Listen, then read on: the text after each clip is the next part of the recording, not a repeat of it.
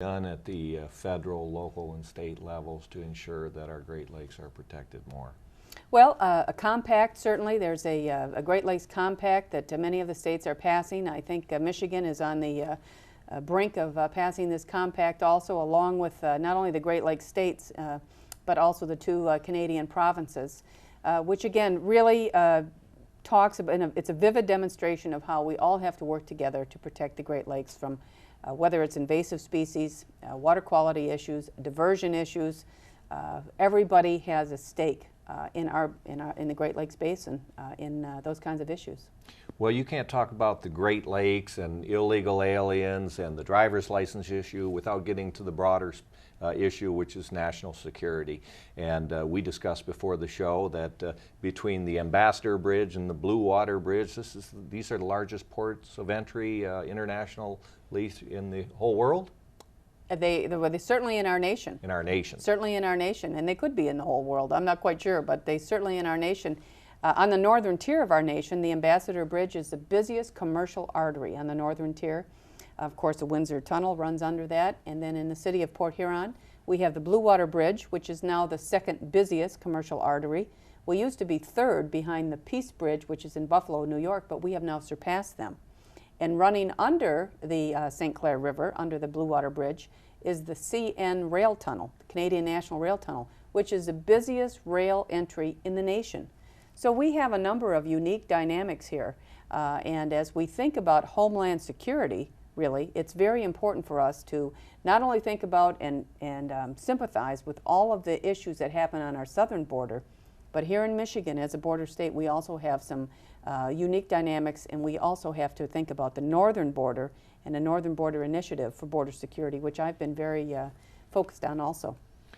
Yeah, that's so important with regard to the national security. When you think of the concept that a terrorist could actually get a bomb up on that bridge or what have you, that would be also devastating to Michigan's economy. You know, you talked earlier about the lakes and the invasive species.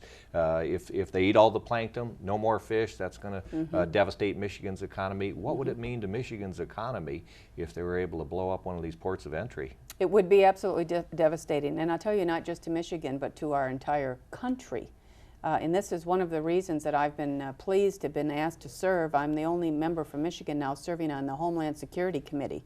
And they actually, what happens there is the leadership from the respective parties, either the Democrats or the Republicans, go out and select individuals to sit on the Homeland Security Committee. So I was recently approached and asked to do so, and of course I'm delighted to do so.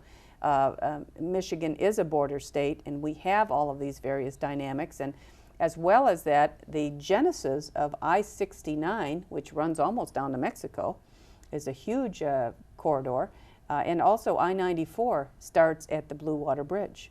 So we have all of these various things that happen. Just talking about the Great Lakes, and the Coast Guard, of course, is under the Department of Homeland Security. So many different components, I think, that are very, very important to Michigan. So, and Metropolitan Airport, various things that we're doing with the TSA to improve airport security. Port security, although we have the Port of Detroit, we might not be a San Diego. On the other hand, we do have some of these issues as well, because we have a lot of commerce that is transiting through the Great Lakes area. So also one other thing in regards to that, actually at Selfridge Air National Guard Base, as we speak, Senator, they are standing up what is going to be known as the Northern Border Wing. This is with the Customs and Border Patrol Protection Agency, that is a component that's housed at Selfridge, and that will mean some additional boats, some aircraft, and about 100 personnel when it's fully stood up, which is good for us economically, but most important for Homeland Security and border protection. Well, it seems like you're married to Selfridge Airfield Base, or at the very least, you're married to the old base community commander. So, yeah, Don Miller, your husband, how is the judge? He's doing fine, thank you. And yes, he's doing fine. Yes, he was a former base commander at Selfridge, and now, as you say, he's on the bench here in Macomb County. I tell him he's got a real job now. He can't fly the airplanes anymore. But Selfridge is a critical component of both national defense. It's an Air National Guard base. Every facet of the military is represented there. We did well through the last BRAC, the Base Realignment and Closure Commission, that was closing facilities all over the nation.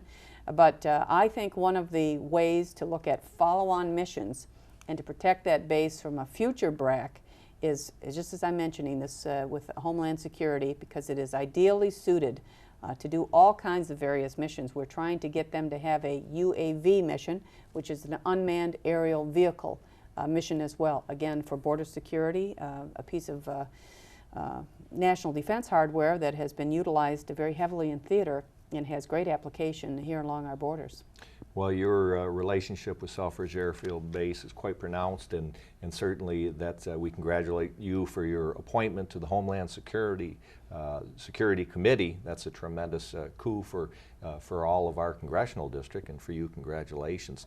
You talked a little bit about economics, though. Let's talk about the economic stimulus program that's going through the House and Senate now. It means money back in the pockets of Michigan's working citizens and nationally. Yes. Talk to us about that. Well, I think people, folks, if you're low to moderate income, can have an expectation that you'll be receiving a check through the economic stimulus package that has passed, and it was signed into law by the President. And I'm proud to report it was a very bipartisan approach, both Democrats and Republicans. It went through the both chambers overwhelmingly by vote margin, and people will be receiving checks. When do we get our money? Should be in May. It should be in May. I got tuition payments, And, 2 kids at Michigan State. Yeah, there you go. Well, there's a $300 child credit that goes along with that. No limit to the number of children. And as well, I think we did some good things with that, and really making sure that senior citizens, even some seniors that are not paying income taxes because of their income bracket, they are also going to be receiving a check, as well as our disabled veterans. So I think it's important. And now the thing is with this, we hope people go out and spend the money. I mean, that's what the economists told us when we were all having hearings on this. You want people to go out and buy something, go buy a new microwave or a washing machine, or do something with it to increase economic activity in the area, and we're hopeful that that will happen. And if it says made in the USA, buy that first, eh? Absolutely. With all of the problems we have had with Chinese imports, right. There's a big grain of truth to what you're saying. I think people really have to look at what they're buying. We need to be buy America first. And they talk about the R word, recession. You and I spoke and both agreed that I think by the time they realize you're in a recession, you're halfway through it. So this stimulus program comes at a good time. It really does. And in Michigan, as they say, when the rest of the nation catches a cold, unfortunately, Michigan has pneumonia. And we have seen that. We're painfully aware of the challenges that we are facing as a state economically. I think in large measure because of the transition with the domestic auto industry, and this economy just has huge challenges for all of us. But I also believe this, Senator, Michigan is the best place in the entire, not just in our nation, but the entire world to live. We talked about the Great Lakes. All of us living here understand how blessed we are to live in this state. And one thing that we know how to do in Michigan, we know how to get up every day and go to work and work hard all day. And that has really been a strength. Our people are our biggest strength in this state. And I absolutely believe we're going to be a comeback state. We are having these challenges economically right now. There are some things the federal government can do, some things the state level can do, or even at a local level. But for the most part, the free market has to bear the brunt of making us economically competitive. And I do think with the creativity and the ingenuity, the entrepreneurs that we have here, that Michigan will come back in a huge whoosh. And our friend Mitt Romney did so well in Michigan because he talked about the economy, he talked about the working people of Michigan. He referred to Michigan as the canary in the mine shaft. And I think that really hit home for people, so I'm glad to hear that you're well versed on the economic stimulus plan. Let's talk a little bit though about, maybe you can let us in on what are we doing to help people with their foreclosed homes, because you're working on that now.